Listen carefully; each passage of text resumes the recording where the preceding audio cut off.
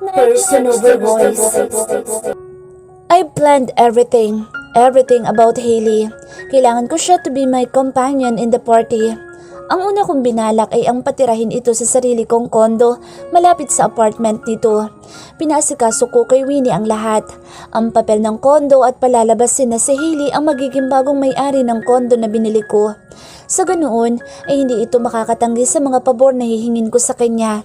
I need her service at pilit kong isinasantabi ang mga gumugulo sa isipan ko kapag kasama ko siya. I don't want to ruin my life just because I fall in love again. I hate women, but I need Hailey. I needed her, and I don't know how long, but I want to be closer with her. I feel so dumb betrayed kapag naiisip ko ang ginawa ni Charmaine sa akin dati. But Hailey is giving me so much questions in my mind. Makakaya ko kayang magtiwala muli sa ibang babae sa pagkakataong ito na hindi ko iisipin na katulad ni Charmaine? She will board with our relationship and afterwards, we will separate also just like the old times. Gusto kong isipin na iba si Hailey sa mga babaeng nakilala ko. Those women I met feel like they were all queens that needed affections all the time, na hindi kayang tumayo sa sariling mga paa, na hindi kayang manindigan sa buhay at mabuhay na mag-isa. But those qualities I have mentioned are all Hailey's characteristics.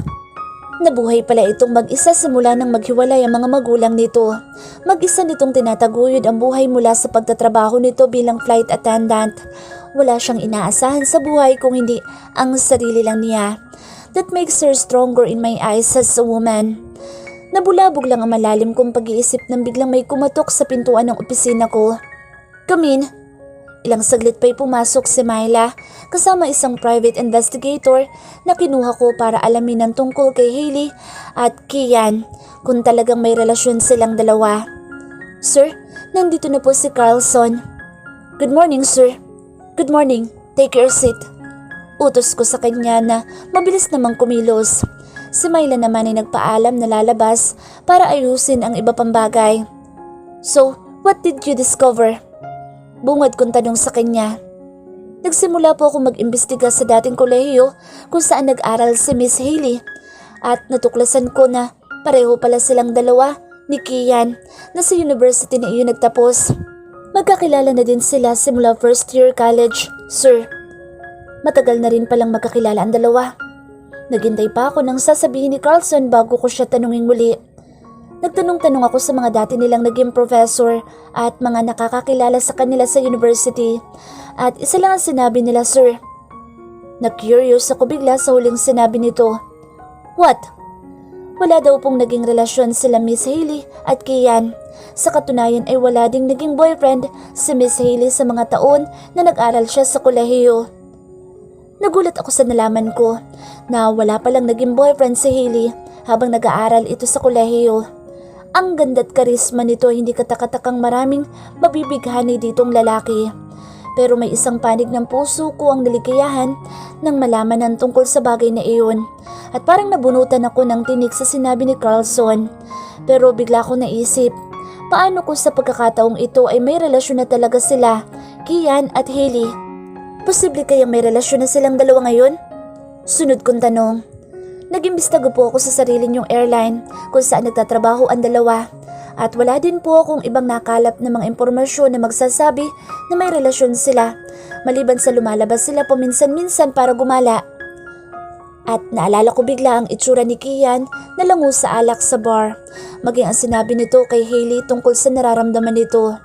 At malamang ay umamin na ito sa tunay na nararamdaman nito sa dalaga. Ang mahalaga ay napatunayan ko na wala talaga silang relasyon na dalawa at kung sakaling may mamamagitan kay Patricia at Kian ay labas na si Hailey doon. Salamat, Carlson. Ang sunod mong hanapin ay ang mga magulang ni Hailey and I want you to give me an update kung saan sila parehong nakatira ngayon. Bilin ko kay Carlson, kailangan kong mahanap ang mga magulang ni Hailey. Baka sakaling matulungan ko siya na mabuo kahit papaano ang pamilya nito na alam kong gustong-gusto nito. Okay, sir. Update ko po kayo as soon as possible. Thank you. Hailey's person over voice. Nagluluto ako ng pasta para sa merienda ko nang biglang tumunog ang doorbell sa gate ng apartment ko. Binitiwan ko ang hawak kong sandok, saka sinilip ko kung sino ang taong nasa labas ng gate. Nakita ko nakatayo mula sa tapat ng gate si Kian. May bitbit itong isang supot na hindi ko alam ang laman. Naglakad ako patungo sa gate para pagbuksan ito. Habang papalapit ako sa mismong tapat ng gate ay napansin ko ang ngiti sa mga labi nito nang makita ako ng malapitan. "Sir Kian, kayo po pala." Bungad ko sa kanya at inuluwang ko ang bukas ng pinto para makapasok siya. Nang tuluyan na itong nakapasok sa loob ay inabot niya sa akin ang bitbit nitong supot. "Hailey naman, wala naman tayo sa trabaho kaya tigilan mo na ang pagtawag ng sir sa akin." Natawa ako sa sagot nito sa akin. Tinitingnan ko lang naman kung ano magiging reaksyon nito kapag tinawag ko na naman itong sir. Lalo't ilang araw na rin ang lumipas na hindi kami magkasama sa trabaho. "Ikaw talaga, Kian, ayaw paawat." Pabiro kong balik na sagot sa kanya. Pareho kaming nagtawanan bago tuluyang pumasok sa loob ng apartment ko. Sakto ang dala niyang chicken joy sa broccoli pasta na niluto ko. Na-enjoy namin ang snack na pareho. Wala kaming ginawa kung hindi ang magtawanan sa mga biro namin sa isa't isa. "Bakit ba kasi biglang-bigla naging promotion mo at nalipat ka sa international flight?" Bigla ay sabi nito sa akin nang mauwi sa trabaho ang usapan namin. Nagulat din ako pero sabi nga, opportunity knocks once. So, I just grabbed that opportunity. Sayang din kasi at medyo malaki-laki ang sahod ko sa bago kong work. Paliwanag ko kay Kia na ikinabuntong hininga na lang nito. Hayaan mo't lalakarin ko ang papel ko para malipat din ako sa international flight para magkasama ulit tayo sa mga biyahe. Okay lang naman ako sa trabaho ko ngayon, Kian, kahit na medyo namimiss ko din si Jenny at ang kakulitan niya. Natatawa kong sabi sa kanya. Nagpatuloy pa din ito sa pagyakap sa aking bewang habang mariin ang mga matang nakatitig sa akin. "What's your decision?" Imbis na pakawalan ako'y muli niya akong tinanong. Puro kaba na lang ang nararamdaman ko ng mga oras na iyon kaya paano ko siya masasagot ng maayos? Pumapayag na po ako, sir." Naisip kong sabihin sa kanya at baka sakaling bitawanan niya ako. At laking pasasalamat ko na unti-unti binitiwanan niya nga ako hanggang sa tuluyan ang nagkaroon ng distansya ang mga katawan namin. "I know, you will give me the right answer, Hailey." Makahulugan itong sabi sa akin. Ilang beses ko pang kinurap ang mga mata ko para siguruhin hindi pa naginip ang mga nangyayari sa aming dalawa ngayon. "Huwag ka munang pumasok sa trabaho. Sasabihin ko kay Myla na ayusin ang lahat para makapag-impake ka ng mga gamit mo at makalipat ka na agad sa condo unit mo." Hindi iyon isang suggestion, kung hindi isang utos. At muli, wala na naman akong magagawa kung hindi ang sumunod sa kanya dahil siya ang amo ko at tinutulungan niya akong inayos ang ilang bagay sa buhay ko na sa tingin ko naman ay may mabuting maidudulot sa akin. Matapos nitong sabihin ang mga dapat kong gawin tungkol sa paglipat ko sa condo unit na sinasabi nito, ay nagpaalam na siya sa akin. Pero bago ito umalis ay mahigpit nitong ibinili ng pagsasara ko ng mga pinto at bintana. Pagkaalis nito, para namang may sariling utak ang mga paa ko at isa-isa ko ngang isinara ang mga pinto at bintana ng apartment ko, gaya ng bilin sa akin ni Sir Knight. Isang unregistered number ang biglang lumitaw sa screen ng cellphone ko. Binuksan ko ito kahit po pungas-pungas pa mga mata ko at hindi pa ako nakakatulog ng masyado at kagagaling ko lang sa biyahe. Napatayo akong bigla nang mabasa ko ang nakalagay sa text. "Good morning. I hope you rested well after your flight yesterday. Night." Paano niya nalaman ang number ko? I mean, posible naman iyon at empleyado niya ako. Kaso bakit kailangan pa nitong mag-text sa akin ng personal? Pati ang naging biyahe ko'y alam din ito. Napahawak ako sa ulo ko at saka ko sinuklay ang isa kong kamay sa mahaba at kulay mais kong buhok. "Hey Hailey, huwag ka naman mag-assume ng kung ano, okay? Wala lang yung mga text na yan at maging ang balak nitong ilipat ka sa ibang kondo. Parte lang iyon ng pagiging amo niya sa'yo. Huwag mong kakalimutan yan." Napaturo pa ang isa kong daliri sa hangin para sumang-ayon ang puso ko sa sinasabi ng utak ko. Isa na naman text ang nagpawala ng ngiti sana sa aking labi na mula na naman kay Sir Knight. Napabunga na lang ako sa hangin at muling binasa ang text niya. Be ready. Susunduin ka ng mga inutusan kong tao para maglipat ng mga importante mong gamit. Just bring the important ones. Paalala nito sa akin. Nakapagpaalam na ako kay Aling Rosie na siyang may-ari ng apartment na tinitirahan ko. At obviously ay nalungkot ito. Kaya lang ay napasubo na ako nang sabihin ko kay Sir Knight na lilipat na ako sa condo unit na sinasabi nito. Kaya wala na akong nagawa. Mabilis akong kumilos at naligo. Bago ako nag-impake ng ilang gamit ay nagluto muna ako ng umagahan. Ipinaglalagay ko sa mga baksa sa mga pictures. Mga bagay na importante sa akin. Ang mga damit ko naman ay mabilisan kong isinilid sa isang malaking maleta. Halos patapos na ako sa aking ginagawa nang bigla kong maalala si Kian. Hindi ko nga pala nabanggit sa kanya ang paglipat ko sa condo unit na malapit lang din dito sa apartment ko. Hindi bale, itetext ko na lang sa kanya ang exact address kapag sure na akong maayos ang lilipatan kong condo. Napatingin ako sa labas ng gate nang may huminto ditong isang van na kulay puti at isang sedan na itim. Hindi pamilyar sa akin ang mga sasakyan iyon kaya nagtaka ako kung sino ang mga sakay nito at bakit nakatapat sa mismong gate ng apartment ko. Unang bumaba ang isang lalaking matangkad na naka-office attire. Pagkatapos ay bumaba ang dalawa pang lalaki na nakasuot ng puting polo shirt at maong pants. Pinindot nito ang doorbell na nasa labas ng gate kaya wala na akong choice kung hindi ang puntahan sila at pagbuksan ng pinto. Sino pong kailangan nyo? Tanong ko sa kanila na hindi binubuksan ng gate at kausap ko lang mismo sila habang nasa labas ng gate ang mga ito. Mahirap na at baka kung ano pang balak ng mga ito sa akin. Puro pa naman mga lalaki ang mga ito. Kayo po ba si Miss Hailey? Tanong ng naka-uniformeng lalaki sa akin. Opo. Ako nga po. Alangan ko sagot sa kanila. Pinapunta po kami dito ni Sir Knight para tulungan kayong dalhin ang mga gamit niyo sa kondo na lilipatan niyo ngayong araw.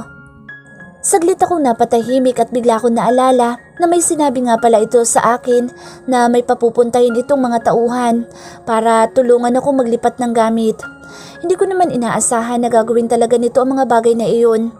Pwede naman kasing hayaan na lang niya ako mag-isang maglipat ng mga gamit at total ay ito nang umasikaso ng lahat para makalipat ako agad sa rent-to-own na condo unit na sinasabi nito.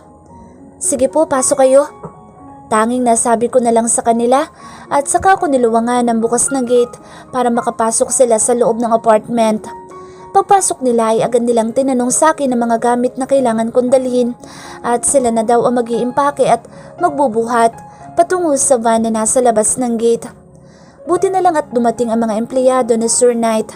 Kung ako lang siguro ang magbubuhat at magdadala ng mga gamit ko sa lilipatan kong kondo, ay malamang naabutin ako ng siyam-siyam. Ang bibigat pa naman ng mga box na pinaglalagyan ko ng mga gamit. Ma'am Hailey, wala na po kayong dadalhin na ibang gamit? Saglit kong nilingon ang kabuuan ng apartment na tinirahan ko ng maraming taon na mag-isa. Nalulungkot man ay kailangan ko na itong lisanin. Umiling na ako sa kanila at saka ko inilabas ang susi mula sa bag ko na dapat kong iwanan na sa landlady. Bago kami umalis, halos 10 minuto lang ang tinakbo ng kotse na sinasakyan namin at nang nakasunod na van na kinalalagyan ng mga gamit na daladala ko sa paglipat.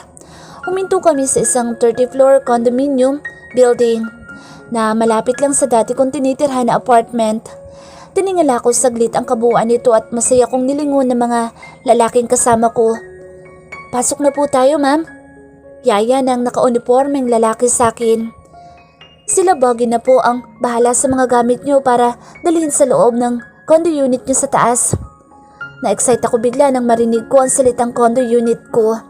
Parang ang sarap sa pandinig nang sa wakas ay magkakaroon na rin ako ng sarili kong tirahan kahit na ako lang mag-isa ang nagtataguyod sa sarili ko.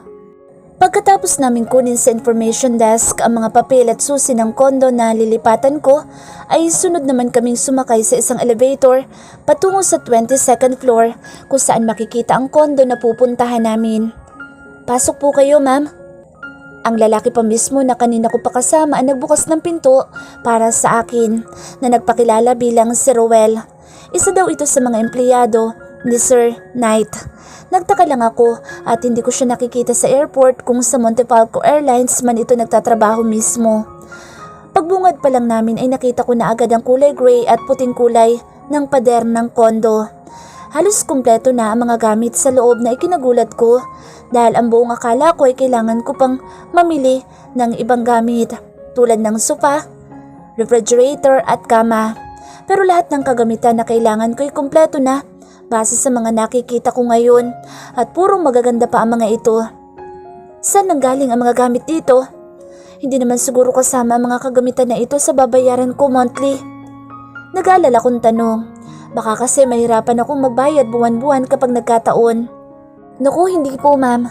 Si Sir Knight na po ang nagpabili ng mga gamit na iyan at hindi niyo daw po kailangan bayaran.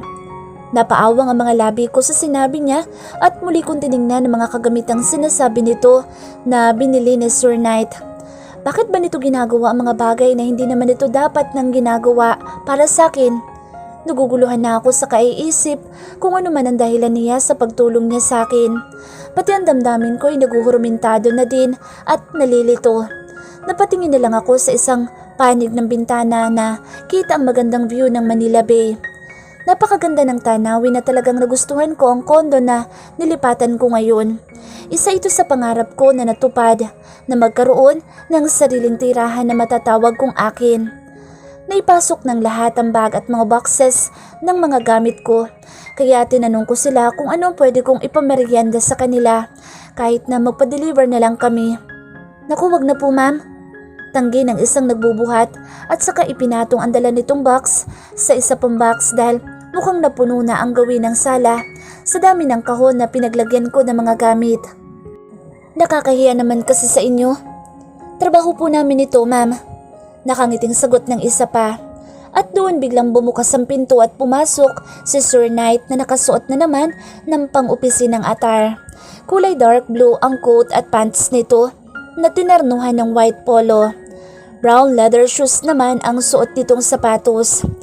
Maayos ang pagkakasuklay ng buhok nito na animo ay hindi nagugulo kahit na ilang hangin pa ang makasalubong sa daan. At nang tuluyan na itong makapasok sa loob ng kondo ay kumalat sa loob ang bango ng uri ng gamit nitong pabango.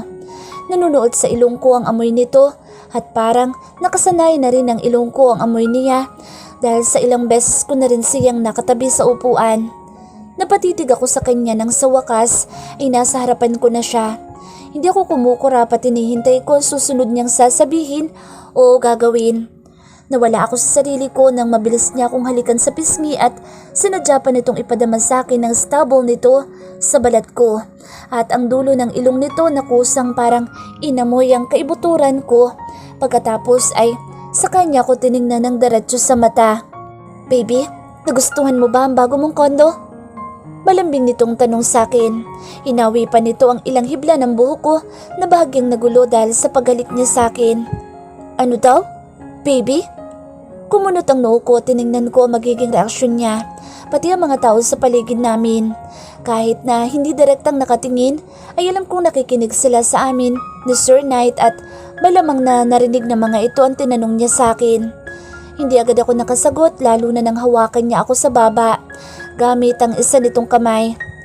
I'm sure, magugustuhan mo dito babe. Dagdag pa nito.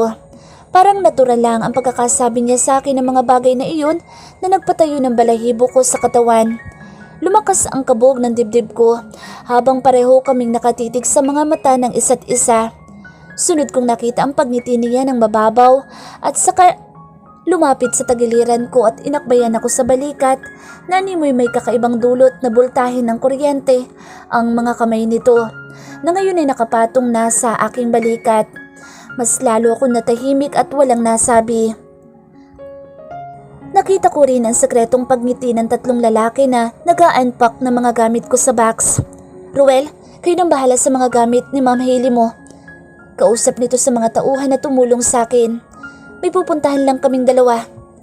Napatingin na naman ako sa mukha niya nang banggitin nito na may pupuntahan kaming dalawa na wala naman akong kaalam-alam. Okay po sir, kami na pong bahala sa mga gamit ni Ma'am Hailey. Naalarma ako sa sagot ni Ruel dahil baka pati ang mga private stuff ko sa bag ay buklatin pa ng mga ito. Nakakahiya. Ruel? Ano? Ako na lang ang bahala sa mga gamit ko na nakalagay sa maleta at doon sa isang bag. Huwag niyo nang gagalawin. Habol kong sagot sa kanya. Sinilip ko pa ang reaksyon ni Sir Knight sa sinabi ko. Nakakunot lang ang noon nito at parang nakuha naman nito ang point ko. Ruel, don't touch some important things of her, okay? Ulit nitong paalala sa tauhan na bahagyang nahiya. Noted po, sir. Nakangiti pa rin itong sagot sa amin. Hindi ko man alam kung saan ang sinasabi ni Sir Knight na pupuntahan namin ay sumama pa rin ako sa kanya. Gusto ko ring linawin kung ano na naman ang rason nito at kailangan pa nitong magpanggap na naman sa mga empleyado nito na parang may relasyon kaming dalawa. Nakaakbay pa rin sa akin si Sir Knight hanggang sa makababa kami sa basement ng building. Pinagbuksan pa niya ako ng pinto sa passenger seat para makapasok ako sa loob ng kotse nito. May kasama itong driver kaya magkatabi na naman kami sa upuan sa passenger seat. Nang magsimula ng umandar ang kotse ay muli kong nilingon si Sir Knight. Parang hindi ako mapapakali hanggang hindi ko siya nakakausap sa mga nangyari kanina. Naguguluhan ako at kulang na lang ay manghina ang mga tuhod ko sa bawat pag-akbay, pagdampi ng balat nito sa akin at maging ang paghalik niya sa akin kanina na may kakaibang dulot na pagkalito sa nararamdaman ko. Maybe was not able to have a boyfriend since birth, but I know those actions na hindi na dapat nangyayari sa aming dalawa bilang mag-amo. It's something that can't easily answer unless he will explain to me the whole thing behind those touches. Sweet words and even kissing my face are all matter to me. Hindi ako sanay sa ganoong pagtrato, lalo na ng isang lalaki, from the very fact that I never had a boyfriend before. Sir? Naglakas ako ng loob na tawagin siya. Lumingon siya sa akin na may ngiti sa mga labi. Yung tungkol po kanina. Tiningnan muna nito ang driver saka nagsalita muli. Later baby, I will explain everything. Ayan na naman siya sa kabi-baby niya. Napansin ko din ang simpleng pagngiti ng driver na kasama namin mula sa gitnang salamin sa loob ng kotse. Napabuntong hininga na lang ako at nang lingunin ko sa Sir Knight ay sa cellphone naman ito nakatingin habang nagte-text. Nagpunta kami sa isang malaking mall sa Pasay. As usual, may ilang nakatingin na naman na mga mata sa amin na dalawa ni Sir Knight habang naglalakad patungo sa second floor ng mall. Hindi ko alam kung ano ba ang mga nasa isip ng mga ito at ganoon na lang kumakatingin ang ilang taong nakakasalubong namin. Given naman na guwapo o malakas ang appeal ni Sir Knight at karaniwan sa lumilingon sa amin ay mga kababaihan, kaya alam kong hindi ako ang tinitingnan nila. Nadamay lang ako kasi magkasama kami ngayon na naglalakad. Muntik nang tumalo ng puso ko sa kaba nang hawakan ako sa braso ni Sir Knight nang paunahin niya akong sumakay sa isang escalator. Sunod siyang humakbang at ramdam ko ang dibdib niya na dumadampi sa likuran ko. Mas lalong lumakas ang kalabog ng dibdib ko at tila nauubusan ako ng hininga dahil sa paglalapit na naman ng aming mga katawan. Nang narating namin ang second floor ay halos kasabay ko siyang tumungtong ang mga paa sa sahig. Kaya agad niya akong niyaya sa isang shop na mga bilihan ng damit na puro mamahalin.